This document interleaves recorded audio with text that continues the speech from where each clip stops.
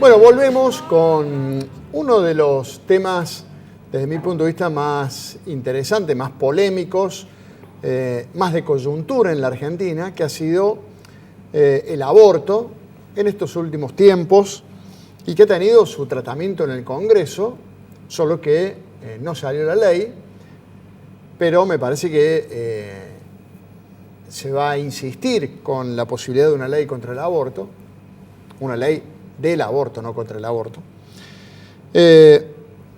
Y volvió a hacer noticia hace algunos días nada más,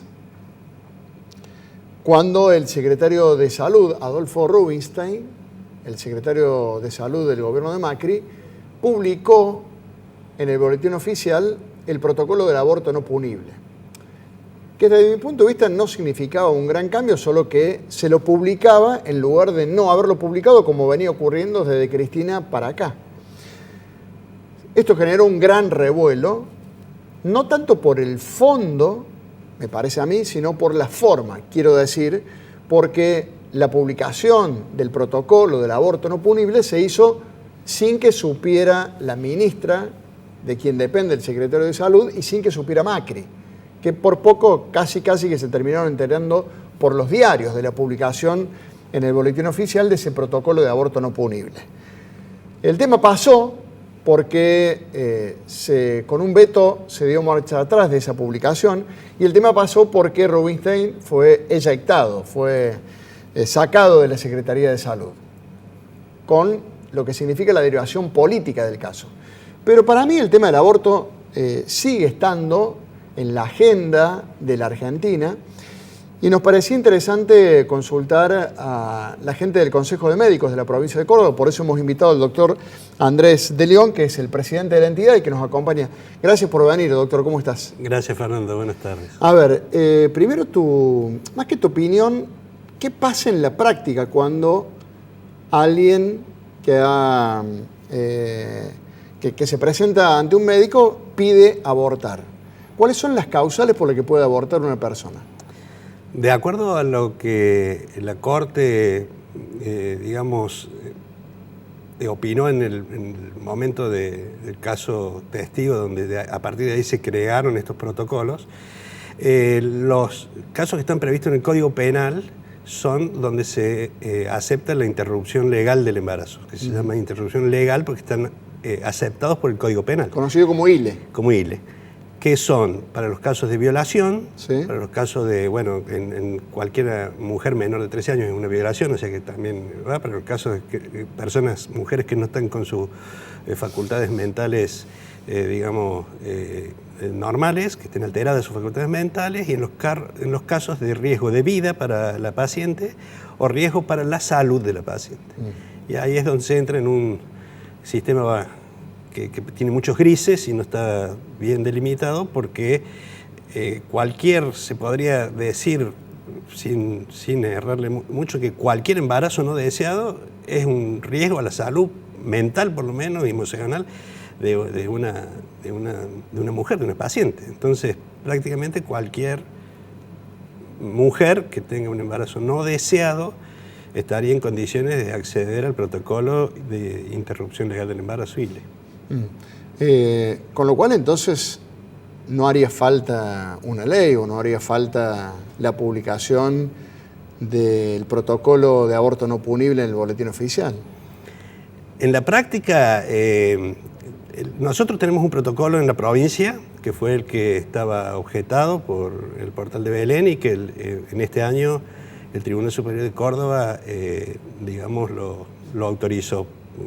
O sea, confirmó. Confirmó el protocolo de provincialidad. Había uno nacional que se podía utilizar en hospitales nacionales, como la Maternidad Nacional, que era el que ahora, venía a reformar el secretario de Salud Rubinstein, ¿no? Ese protocolo del 2015 hacían una actualización versión 2019. Bueno, pero sea protocolo nacional o protocolo provincial, lo cierto es que en la práctica llega una mujer que ha sido violada, puede abortar. Y llega una persona que aduce que como consecuencia de una relación sexual está embarazada y ese embarazo le produce un riesgo para su salud, también lo puede hacer. así lo dice la Corte, que también lo puede hacer. Los pasos para determinar este riesgo en la salud, bueno, cada provincia tiene autonomía para determinar los cuáles son, pero en la práctica no se puede hacer una medición de un análisis para decir está en riesgo su salud mental y emocional. Bueno, pero llega una persona ante los médicos y dice, corre riesgo mi salud. Y los médicos dirán, bueno, pero la veo bien, bueno, corre riesgo mi salud porque tengo riesgo emocional. ¿Y eso no se puede medir? No se puede medir y hay que aceptarlo como tal, la declaración de una paciente que manifiesta tener riesgo. De hecho, bueno, todo lo que estudian este tema desde la parte psicológica, etcétera, tienen bien establecido que todos estos, que un embarazo no deseado es algo muy fuerte, tanto psíquica como emocionalmente, ¿no? De manera, doctor, que con lo que me estás contando, claramente la práctica ha dado un gran paso en cuanto al aborto. A mi juicio, ha pasado a ser casi abstracta la necesidad de debatir una ley si se aplican los protocolos tal cual están. Casi abstracta la necesidad de una ley. Y si lo que la ley proponía era prácticamente lo mismo, de que las personas pudieran acceder en realidad sin manifestar causal. Lo que la ley daría, además de la letra que autoriza la posibilidad de interrumpir un embarazo no deseado, en otros casos lo que daría, por ejemplo, la ley también es la posibilidad de que alguien vaya a un hospital público y diga quiero abortar y sin ninguna pregunta aborta. Sí, pero hay esa posibilidad con el protocolo de ILE está. Está. Ni siquiera un hospital, un centro de salud periférico de cualquier ciudad de la provincia de Córdoba. Cada municipalidad tendría la potestad de crear un pequeño procedimiento, protocolo para, con la pastilla que corresponda, provocar con una manifestación, está avalado sin necesidad de pasar por la justicia, sin necesidad de hacer... a mi juicio ya estaría aceptada la interrupción. Es muy interesante lo que estás planteando, muy interesante, doctor, lo que estás planteando, porque claramente es ver el tema desde otra perspectiva, desde la perspectiva de la realidad. La práctica. Desde la práctica. La práctica diaria. Hay veces que estos debates hacen tan compleja una situación que en la práctica no se da. Una de las cosas que decía el protocolo que fue anulado de Rubinstein, en lo que a los médicos concierne, que era la parte de la objeción de conciencia, que si bien explica que los médicos pueden ser objetores de conciencia, explicaba que en el caso que un médico objetor de conciencia le llegara un caso de un requerimiento, tenía 24 horas para derivarlo a un centro que dentro de los 10 días tenía que... Una cosa que no existe en la práctica. ¿Cómo pasa en la práctica? En la práctica es igual que si viene un paciente y se quiere operar de vesícula, un lugar donde yo atiendo, que es un centro que no operamos vesícula, no tenemos quirófano, no tenemos... Y yo le digo, vaya a tal lado, que ahí lo van a hacer, pero no tengo que ocuparme yo de llevarlo al paciente de la mano.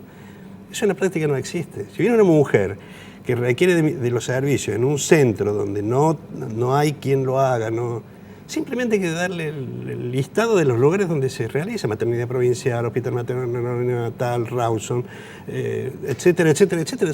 Todos los servicios de toda la...